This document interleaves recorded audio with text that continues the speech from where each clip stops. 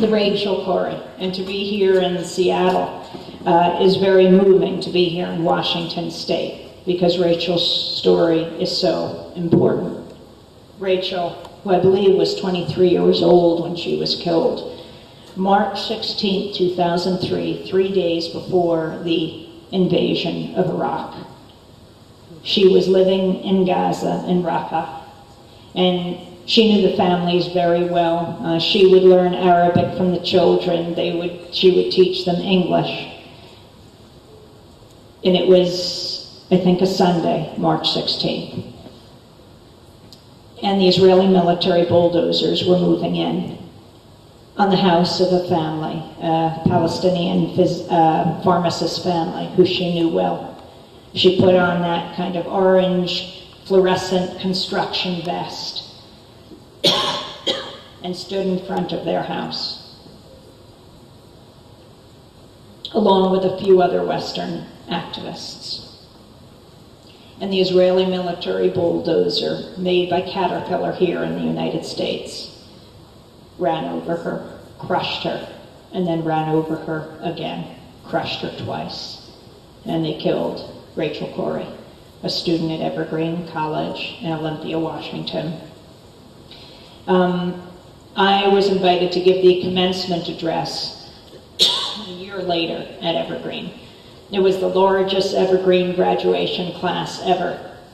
And that's when I got to know Rachel's parents, because they had come to receive her diploma for her. Cindy and Craig Corrie, and Cindy spoke, and it was deeply moving as the whole Olympia community acknowledged Rachel and her bravery. And then that night we both flew to Washington to the American Arab Anti-Discrimination Committee annual meeting.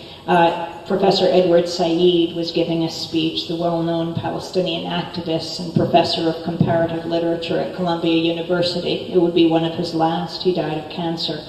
And he acknowledged the Corries in the front, in the audience, and how brave their daughter was when we were filming his last speech. But people in this country hardly know Rachel's story, and how many people from around the world have worked on this issue, now confronting it, putting their bodies on the line, though trying to ensure that there's aid to the people of Gaza should not mean putting anyone's body on the line. You know, just as it's absolutely critical in the Gulf explosion story to get out the whole issue of sustainability and what the alternatives are, it's critical that we hear, and I have rarely heard this in the corporate media, why these people were going to Gaza. What are the conditions on the ground that would cause people to do this? And you don't have to go far or dig that deep. Just a UN study out of the UN Office for the Coordination of Humanitarian Affairs said, as a consequence of Israel's blockade of the Gaza Strip, 98% of industrial operations have been shut down since 2007, and there are acute shortages of fuel, cash, cooking gas, and other basic supplies. See, one of the things that the Israeli government does is says, there's no problem in Gaza. What are these people doing? And was this actually a humanitarian mission, or were they doing this to call attention to what was happening in Gaza? This is what the Israeli government is saying. Well, both. They were trying to get in humanitarian aid, and they were trying to end the siege once and for all because of the problems that it is causing for 1.5 million people. The report goes on to say water-related health problems are widespread in the Strip because of the blockade. Israel's military operation in Gaza, which destroyed water and sanitation infrastructure, including reservoirs, wells, and thousands of kilometers of piping. Chronic malnutrition has risen in Gaza over the past few years to reach 10.2%. In Gaza, Israel's blockade is debilitating the healthcare system, limiting medical supplies and the training of medical personnel, and preventing serious medical cases from traveling outside the Strip for specialized treatment.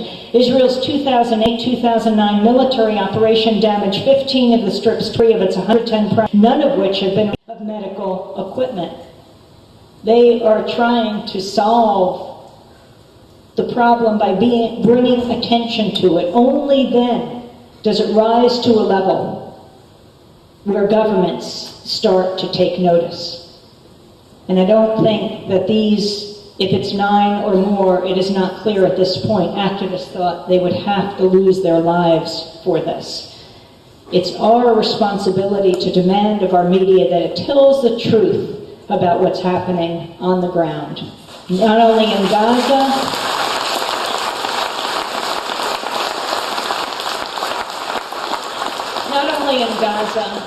but in the southern coastal towns of Louisiana, in Iraq and Afghanistan, and we need a media that does this.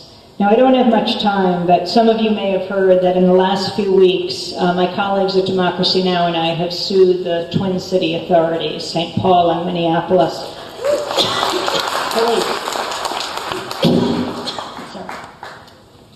And we did this because of what happened at the Republican convention, which is a very serious breach of the press's ability to operate. And we need a free press in order to ensure the functioning of a democratic society.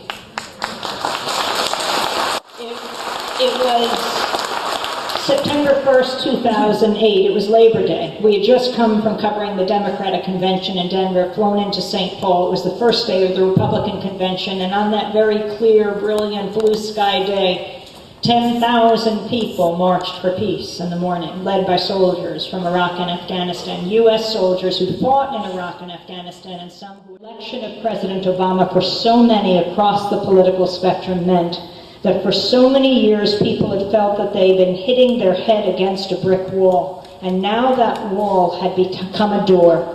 The door is open a crack, and the question is, will it be kicked open or will it be slammed shut?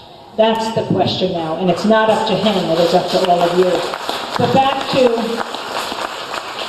back to St. Paul, September 1st, the first day of the convention. We covered that protest in the morning, out on the streets, the Democracy Now! Crew. We were broadcasting all week from St. Paul. Then I went off to the convention to cover the first evening of the convention, and I was interviewing delegates from the hottest state, from Alaska.